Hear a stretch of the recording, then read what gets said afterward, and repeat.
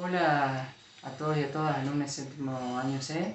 Hoy vamos a ver el último tema que involucra todo esto de telecomunicaciones. Le quería comentar que a lo largo del año fuimos viendo lo que es modulación por un lado, es decir, la parte del transmisor, cómo se transmitía una información hacia un medio de comunicación y ese medio de propagación, y luego llegaba al receptor y hacíamos la demodulación. Entonces vimos los dos extremos, vimos transmisión y vimos recepción, modulación y demodulación. Ahora lo que lo vamos a centrar es en el medio, es decir, en la forma de propagación que hay. Nosotros sabemos bien que una de las que se propaga y comúnmente vemos es la del aire, las ondas viajan a través del aire, pero también hay otras que son las llamadas líneas de transmisión. ¿Qué son las líneas de transmisiones? Las líneas de transmisiones son estructuras que están compuestas por conductores, semiconductores o la combinación de ambos. Entonces, por ahí, ¿qué sucede? Por ahí viaja la información. Viaja la información a través de ¿qué? De ondas electromagnéticas. Entonces, estas ondas electromagnéticas, ¿qué son? Estas ondas electromagnéticas son aquellas que resultan de la combinación, como su nombre lo dice, de ondas magnéticas y de ondas eléctricas. Y esto es resultado de ¿qué? De un campo eléctrico y un campo magnético que se genera cuando se genera una corriente, cuando hay una circulación de corriente. Entonces, es por eso que estas ondas electromagnéticas que se desplazan a través de energía y transportan mi información. Bien, como vemos en el primer gráfico, esto es una onda electromagnética que está formada por campos eléctricos y por campos magnéticos. Esto en sí es un plano tridimensional, que este plano tridimensional muestra cómo están desfasadas esas ondas. El desfasaje de onda, y eso es clave saberlo, el desfasaje que se produce entre ambas, entre el campo eléctrico, desfasaje es de 90 grados, siempre es el desfasaje de 90 grados. Entonces, si esto se utilizara en el plano bidimensional, sería algo así. Si ustedes utilizan un poco la imaginación, fíjense que esta onda eléctrica está apuntando hacia arriba. Y esta yo la dibujé hacia abajo, pero en realidad como no puede salir de la pizarra, entonces estaría mirando de frente, se estaría mirando así. Entonces ahí están los famosos 90 grados. Mira hacia arriba el campo eléctrico y mira hacia la salida de la pantalla de la pizarra y ahí se produce el 90 grados, el famoso desfasaje 90 grados. Entonces esto se transporta a través de cualquier medio de propagación. Bien, visto de otro punto de vista y a modo de ejemplo de esta línea de transmisión, porque ¿cuáles son las ondas electromagnéticas que comúnmente encontramos, o sea, cotidianamente? Los rayos X, los rayos gamma, etc. Bien, ahora, ¿cuáles son las líneas de transmisión que permiten el paso de estas ondas electromagnéticas? Y la línea de transmisión que más comúnmente vemos es el cable coaxial, ¿no es cierto? Uno que se llama el par bifilar, fibra óptica, etc. Entonces, como dijimos, acá tenemos otro ejemplo de esto. Este ejemplo que observamos, vemos cómo la corriente circula por un extremo hacia un sentido y por el otro extremo hacia el otro sentido. En este caso hay una carga positiva y en este caso una carga negativa. ¿Qué quiero mostrarles con este circuito? Fíjense, recuerden la regla de la mano derecha básica. Corriente y el campo se genera. El campo magnético es generado, lo rodea la corriente. En este caso, fíjense, el campo en la corriente está en sentido hacia abajo, entonces esta es mi corriente y lo gira el campo magnético. Entonces fíjense que se genera un campo magnético. Si nosotros vamos a la otra línea, entonces donde la corriente está por arriba, entonces fíjense que la circulación también en el mismo sentido, o sea que se sumarían el campo magnético. ¿Y el campo eléctrico cómo está? El campo eléctrico está en verde, está a 90 grados con respecto al campo magnético. Entonces observamos que están desfasadas a 90 grados, volvemos a ver lo mismo que acá. Visto de otro punto de vista, tenemos las dos cargas, observamos que el campo eléctrico está en forma horizontal porque se atraen, entonces el campo magnético ¿cómo va a estar? Va a estar hacia 90 grados hacia mi derecha. Esto es visto de un punto de vista lateral, o sea, esto de una perspectiva más central y esto es vista lateral, es como si esto lo corriéramos hacia el costado, entonces veríamos los famosos 90 grados. Eso es lo que quise demostrarle a través de estos gráficos de cómo se produce el desfasaje de la onda electromagnética de 90 grados y que se aplica en una línea de transmisión. La línea de transmisión que nosotros vamos a ver, en este caso, que es el más fácil de entender, es el famoso, porque tiene muchos también por estudiar, es el cable coaxil. Un cable coaxil, que es un pequeño dibujito que está acá, ahí dice el cable coaxil. ¿Por qué está compuesto? Está compuesto por un conductor central. Este conductor central que está aquí. Ese conductor central está acompañado, rodeado de un, ¿qué? De un material aislante. Ese material aislante es llamado dieléctrico, como ustedes ven ahí. A veces suele venir otro conductor más. De hecho, hoy en día, la luz eléctrica, las bajadas de la luz eléctrica vienen con un doble conductor. Y es una de las características que ya la vamos a ver. Entonces, el dieléctrico también suele venir con un conductor, no, sino viene recubierto, a su vez, por una pantalla llamada malla. Si ustedes se fijan en un cable coaxil común, por ejemplo, comúnmente donde utilizan un cable coaxil cuando tenemos cable tele por cable, cable por tele, perdón. Y entonces tenemos el conductor, tenemos el dieléctrico, tenemos esa pantalla que es una malla y a su vez está protegido por algo negro que le llamo, que es un material PVC. Ese material PVC es el recubrimiento final que hace que proteja todo lo que está rodeado al cable coaxil. Bien, ese es el ejemplo más básico que se suele utilizar en este tipo y que es una característica general de una línea de transmisión.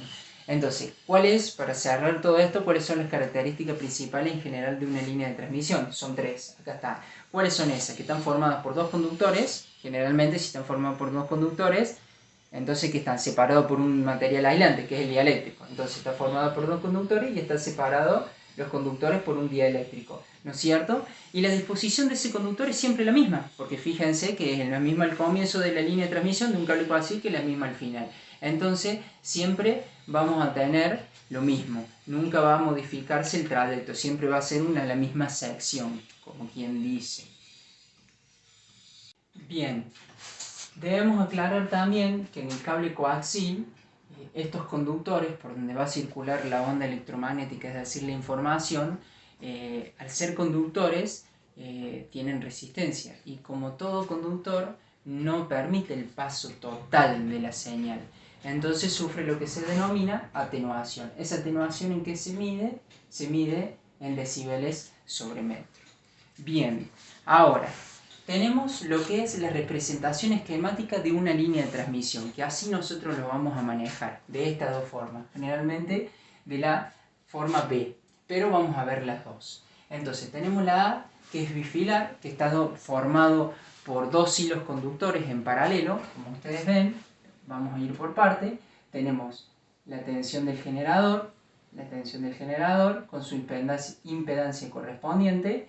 Entonces esto lo separa de la entrada. Esto es los hilos conductores. Y acá tenemos por otra parte la carga. Que la carga posee una resistencia, un capacitor, un inductor o la combinación de ambas. Entonces tenemos el primer caso, que es bifilar, que está compuesto por dos hilos conductores en paralelo. ¿Qué son estos? Ahora ya vamos a ver. Puertos se les llama. Puertos que separan la entrada del conductor y el conductor de la salida, de lo que tenemos en la carga.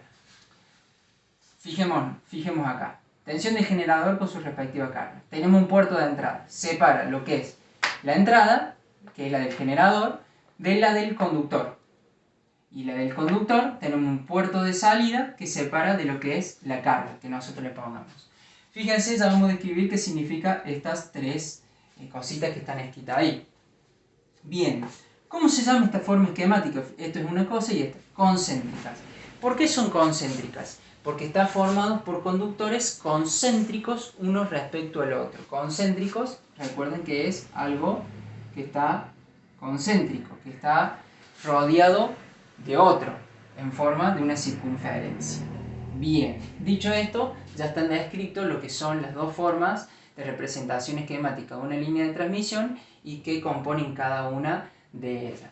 Entonces, en cada línea de transmisión, ya sea esta o esta, que es lo mismo, tiene características propias. Acá vimos lo que son las características físicas. Estas son las características propias de una LDT. Y fíjense que aparece, esto mismo que aparece son algunas que aparecen acá. Tenemos Z sub O. Eso se le llama impedancia característica. ¿Qué es la impedancia característica? Es la impedancia propia que tiene debido a las ondas, producto del desfasaje entre tensión y corriente, ley de Ohm. Eso es la impedancia característica. En una línea de transmisión, por ejemplo, en un cable coaxil, ya tiene un valor fijo. Entonces ya cuando uno va a comprar un pedazo de cable coaxil o un rollo de cable coaxil, ya tiene un valor fijo esa impedancia característica. Por lo general son 50 ohms, 100 ohms, 75, así como tiene un valor fijo la resistencia, esto también tiene un valor fijo. L es longitud del cable, es decir, el largo del cable, está de más de decirlo, ¿no es cierto? Esto se mide en ohm y esta se mide en metro. Beta es el coeficiente de propagación, está relacionado con la onda en sí. A es la atenuación, que es la famosa atenuación que sufre el cable. Y BP es la velocidad de propagación. En forma resumida, estas dos corresponden a las características que en sí se pueden llegar a observar. Esta no, porque es la propia que tiene, es una característica que se puede ver. Y estas son más relacionadas con las ondas en sí. Entonces, una vez que nosotros aprendimos esto, ya aprendimos lo que son en general las características y las representaciones que tiene una línea de transmisión. Bien, teoría de la línea de transmisión. Ahora, ¿qué es la teoría de la línea de transmisión? La teoría de la línea de transmisión es que se representa a estas líneas de transmisión por medio de un cuadripolo. Y por medio de un cuadripolo, una cascada de cuadripolo, ¿no es cierto? Entonces, ¿qué sucede acá? Nosotros vamos a tener, en este caso, por ejemplo, el dos líneas de transmisión puede ser una, entonces se representa por medio de cuadripolo. ¿Pero por qué? ¿Por qué circuitalmente? Esto se lo estudia circuitalmente. Porque en sí nosotros vemos conductores y dieléctricos. Pero ahora vamos a ver desde el punto de vista circuital, o sea, desde el punto de vista electrónico. Entonces, ¿qué pasa? Esta línea de transmisión en este cuadripolo se lo estudia. ¿Cómo se lo estudia? Se lo puede representar por medio a este pedacito de línea, se lo puede representar por cuadripolo, y dentro del cuadripolo, ¿qué vamos a tener? Una estructura continua de resistencia, inductancia, conductancia y capacitancia. Estos parámetros, que son los que comúnmente vemos nosotros, se llaman parámetros distribuidos. Es decir, que a una línea de transmisión se puede representar a través de un cuadripolo por medio de parámetros distribuidos. Entonces, estos parámetros distribuidos vamos a ver qué son después. Entonces, lo que estoy hablando es lo siguiente. Este circuito, así tal como está, es lo que iría dentro de los cuadripolos. O sea, si ustedes se fijan, esto vendría a ser un pedazo de la línea de transmisión. De acá, o sea, de acá, acá, de hasta acá y acá. Porque esto es la carga y esto es la entrada. ¿No es cierto? Entonces, fíjense que está formado por un conjunto de resistencia, conductancia, capacitancia e inductancia distribuidas. Entonces, ¿para qué sirve eso? Justamente para hacer una teoría electrónica de la línea de transmisión. Entonces, vemos que están acá un montón de factores conocidos por su nombre. Pero vamos a ver en qué influyen estos, o sea, qué relación hay entre estos parámetros distribuidos con mi cable coaxil, por ejemplo, con mi línea de transmisión. Entonces, fíjense que aparece la famosa inductancia distribuida. La inductancia distribuida, ¿cómo está relacionado la inductancia distribuida? La inductancia distribuida está relacionado a través del campo magnético que se genera en los conductores de la línea de transmisión. Recuerde que había un conductor, un dieléctrico y otro conductor, y después venía todo el recubrimiento. Entonces, eso es lo que genera, lo que se representaría una inductancia distribuida. Después aparece una capacitancia distribuida. Esa capacitancia distribuida, ¿por qué se aparece esa capacitancia distribuida? ¿Por qué se la representa de esta forma? Porque es un equivalente a lo que es el campo eléctrico que se produce en el dieléctrico de esos dos conductores. Uno el campo magnético y otro el campo dieléctrico. Después aparece lo que es la resistencia distribuida. ¿Por qué aparece la resistencia distribuida? Porque se representarían aquellas pérdidas de disipación que se producen, ¿por qué? Por el conductor, a través del conductor. Entonces esas son pérdidas que se producen. Y por último, la conductancia distribuida. que la conductancia distribuida está relacionada con la disipación de potencia, pero el caso en el medio dieléctrico. Fíjense que esta resistencia y conductancia no son lo mismo. Entonces tenemos los 4 parámetros distribuidos. Ahora bien, los parámetros distribuidos, ¿por qué estamos analizando? ¿Físicamente existen? No, no existen, porque como les digo, tomamos una muestra de la línea de transmisión y se la puede representar en un circuito. Acá lo vemos, fíjense, viene el generador, el par bifilar, que el par bifilar es mi línea de transmisión y mi carga. Fíjense que está A, B, C y D, los tomados los 4 puntos. Una vez que tomamos los 4 puntos, entonces lo podemos representar por un circuito. Acá está más grande, pero acá está más resumido. Entonces tenemos, fíjense que está compuesto por resistencias, inductancia, resistencia distribuida, conductancia distribuida, capacitancia distribuida y inductancia distribuida. Todo lo que nombramos acá. Entonces esto no existe en la realidad, físicamente no existe. ¿Estamos? Es una representación, un estudio que se le hace para estudiar una línea de transmisión.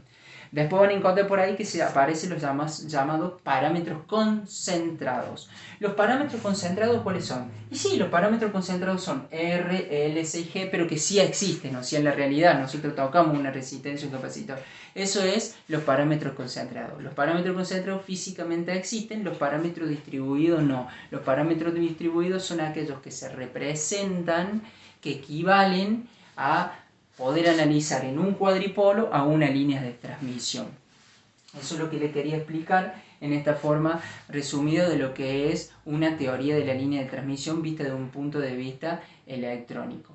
Es decir, que cada uno de estos, por eso que se lo describirá acá, no existen, sino están representados por medio de algo. ¿Qué representa la inductancia? Representa el campo magnético en el conductor. ¿Qué representa la capacitancia? Y así sucesivamente lo que le dije recién. Pero no existen en la realidad, se representan. Espero que eso sí le hayan entendido. Continuando con línea de transmisión. Líneas con pérdidas y sin pérdidas. Estas dos fórmulas. No quiero que hagan ejercicios ni nada, simplemente la vamos a ver qué significa. Teniendo en cuenta los parámetros distribuidos mencionados anteriormente, fijemos que acá tiene una resistencia, esto es omega por L. Si ustedes recuerdan, omega por L es inductancia, así que esto es lo mismo que haber puesto X sub L. Y acá X sub C.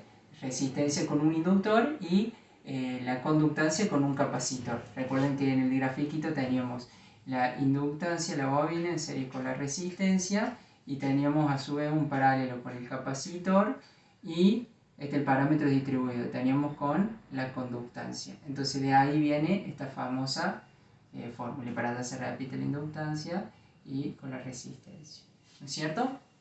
Entonces, para calcular la impedancia característica, que ya le habíamos dicho que es una característica principal de la línea de transmisión, utilizamos esta fórmula. ¿Y esta fórmula qué pasa? Tiene pérdidas, esto teniendo en cuenta pérdidas. ¿Por qué? ¿Qué pérdidas? Recuerden que R y G eran pérdidas por el conductor y pérdidas por el dieléctrico. Ahora supongamos que no hay pérdida, porque es el caso ideal, que no hay pérdida ni en el conductor ni en el dieléctrico. Fíjense que desaparecen estas dos, van a quedar esto, J con J se simplifica, omega con L, entonces queda L sobre C. Quedan en función del campo magnético y el campo eléctrico. Fíjense que esto es un resultado que si nosotros tenemos la impedancia característica, si tenemos pérdida, nos va a dar un resultado real imaginario, un número complejo, como habíamos visto en cuarto año. Va a tener un número real más o menos una J imaginaria. O sea que va a tener, con pérdida, va a ser el resultado una impedancia característica con parte real y parte imaginaria. No vamos a calcular, sino simplemente ver. Y acá sin pérdida vamos a ver que vamos a tener solamente un valor real, porque un valor real divide otro valor real, le aplicamos la raíz cuadrada y obtenemos solamente un valor resistivo puro, como quien dice, o sea, es una resistencia, un valor real puro. Eso simplemente habría que definir en cuanto, ya que es importantísimo, ya vamos a ver cuando veamos los ejemplos, que es importantísimo la impedancia característica en este caso, yo creo que es lo más importante. Bien, coeficiente de reflexión. Estos a partir de acá también es importante, porque a partir de acá hacia abajo, fíjense que está involucrada la impedancia característica, de acá hacia continuación, es lo que nosotros vamos a hacer los cálculos matemáticos para poder resolverlo. Aparece un concepto que se llama coeficiente de reflexión. La palabra lo dice, refleja. ¿Qué es el coeficiente de reflexión?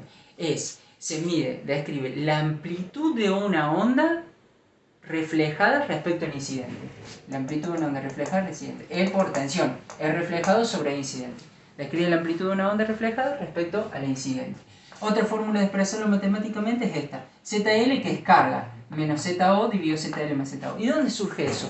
Eso surge, me voy a ir a este lado, fíjense, esto es ZO y este es ZL. Entonces hay una relación entre la impedancia característica y la impedancia de carga, que está dada por esta fórmula. Y eso me da el coeficiente de reflexión. Pero ahora todo esto, ¿por qué? ¿Qué significa todo esto? Bueno, vamos a verlo. Lo voy a analizar acá. ¿Qué sucede? Tenemos un generador con su respectiva impedancia. Ingresa la tensión, acá está, ingresa la tensión a través de pulsos, ingresa, a través de un pulso e incidente. O sea, una tensión incidente que va a incidir, va a pasar sobre mi línea de transmisión y va a llegar hasta la carga. Cuando llega la carga, ¿qué va a suceder? Va a reflejar, hace el alto reflejo, entonces refleja y vuelve, por eso refleja. Entonces, esa relación, de ahí viene la palabra reflejada, coeficiente de reflexión. Entonces el reflejar permite calcular el famoso coeficiente de reflexión, entre la relación entre la reflejada y el incidente. O si no, entre los parámetros de la impedancia de carga y la impedancia característica. ¿Qué valor puede tener este? ¿Qué valor puede tener este? Pueden tener entre 0 y 1, el valor absoluto.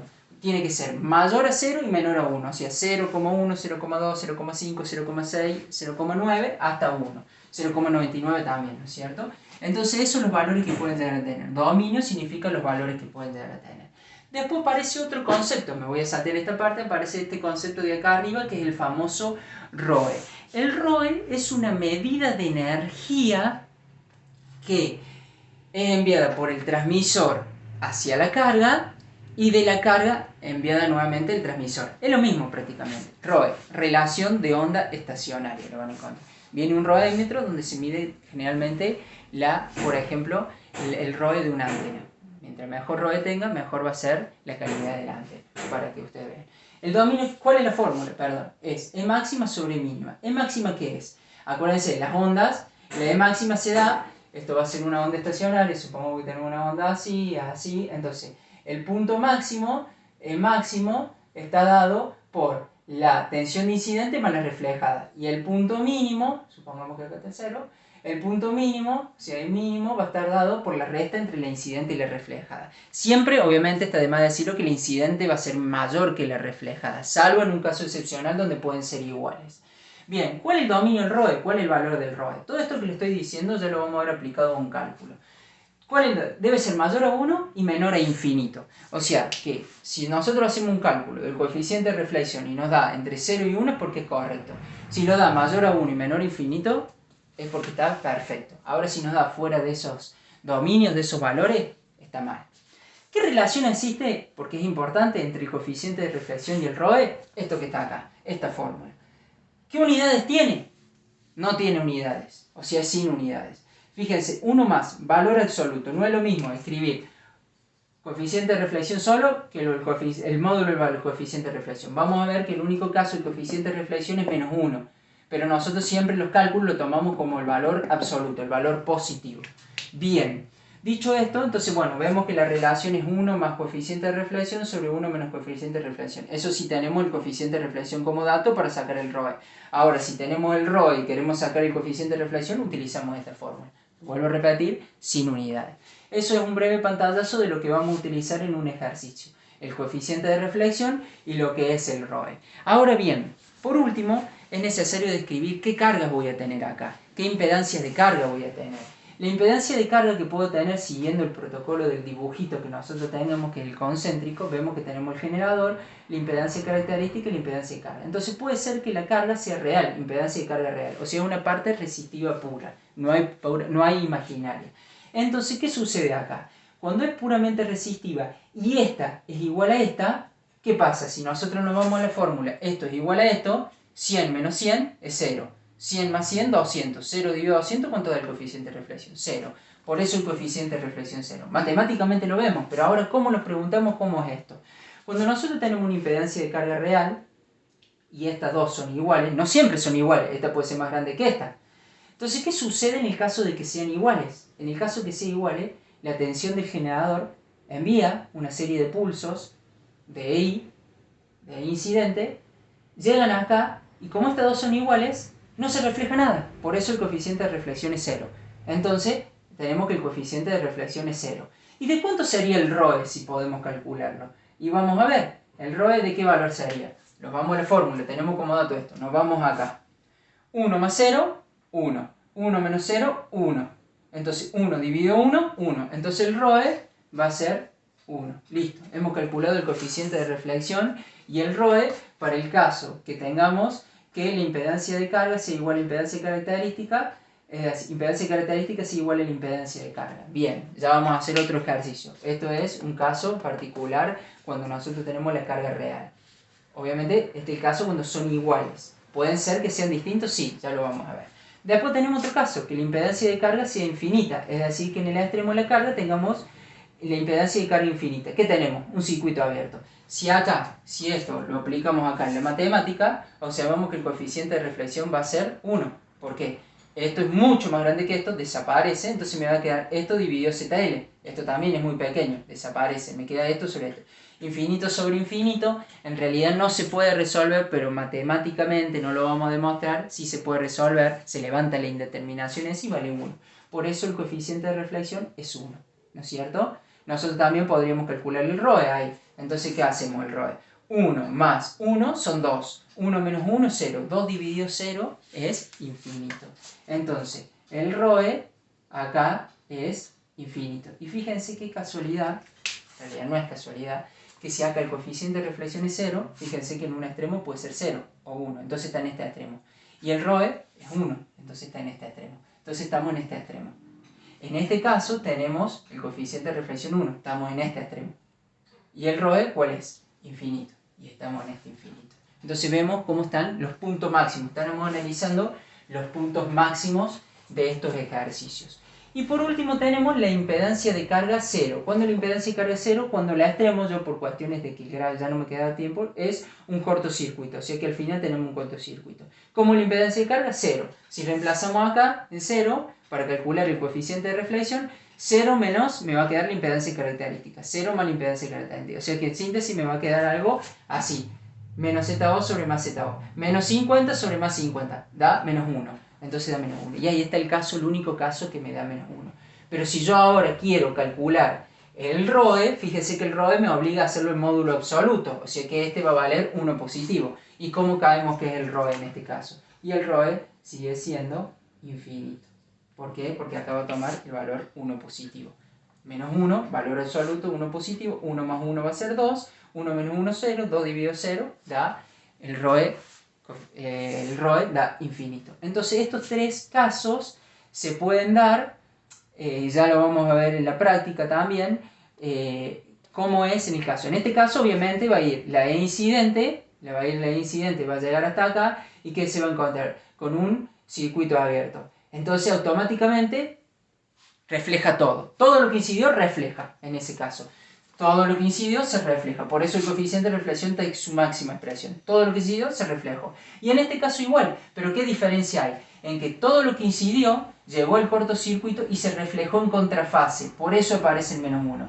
Es decir, que si acá hubo un incidente y ahí reflejado o estuvo en fase, acá se hace en contrafase. Esa es la diferencia entre estos dos. Después vamos a ver también que hay en el caso de impedancias imaginarias, o sea, imaginarias, si que involucran acá que tengamos en esta carga, o en esta nada más que acá está marcado, en esta carga tengamos capacitores o inductores nada más y no aparezca resistencia. Y después también podemos tener el caso donde tengamos una resistencia en serie con un capacitor o un inductor, o una resistencia en paralelo capacitor o inductor. Eso es la mezcla de real e imaginario. Ya lo vamos a ir viendo a medida que vamos viendo todos estos ejercicios.